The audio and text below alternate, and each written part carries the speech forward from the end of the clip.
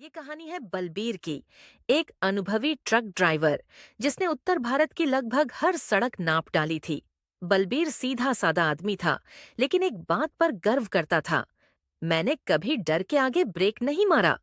पर एक रात उसे एक ऐसी मोड़ पर ब्रेक लगाना पड़ा जहां डर उसका इंतजार कर रहा था। रात का सफर बलबीर उस रात दिल्ली से शिमला की ओर सीमेंट लदा ट्रक लेकर निकला था। सड़कें सुनसान थीं, आसमान में बादल गरज रहे थे और सड़कों पर हल्की सी धुंध फैल रही थी। जैसे जैसे वो पहाड़ी रास्ते पर चढ़ता गया, उसका ट्रक एक वीरान गांव के पास से गुजरा। भूतगढ़। बलबीर को पहले भी इस रास्ते से जाना पड़ा था, लेकिन रात को कभी नहीं।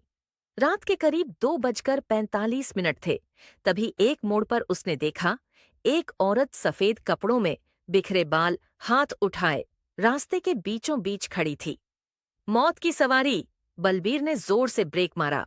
ट्रक रुकते रुकते एकदम उसके सामने थमा।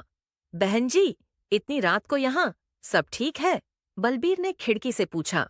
औरत ने धीरे से कहा, मुझे आगे मोड़ तक छोड़ दो, वहां मेरा घर है।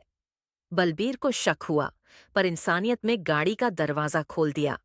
औरत चुपचाप बैठ गई। ट्रक में एक अजीब सी सड़ांध फैल गई, जैसे किसी पुराने कब्रिस्तान की मिट्टी की बू हो।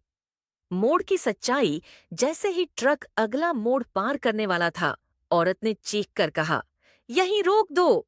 बलबीर ने ट्रक रोका, मुड़ा तो देखा, सीट खाली थी।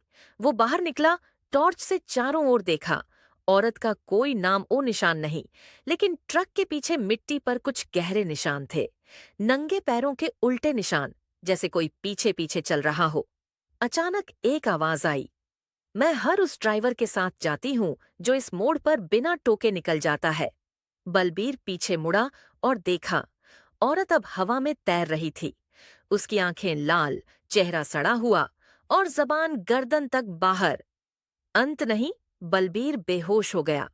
अगली सुबह उसका ट्रक उसी मोड़ के किनारे खड़ा मिला, लेकिन वो खुद जंगल के अंदर बेसुध पड़ा था। कहते हैं कि उस दिन के बाद बलबीर ने ट्रक चलाना छोड़ दिया।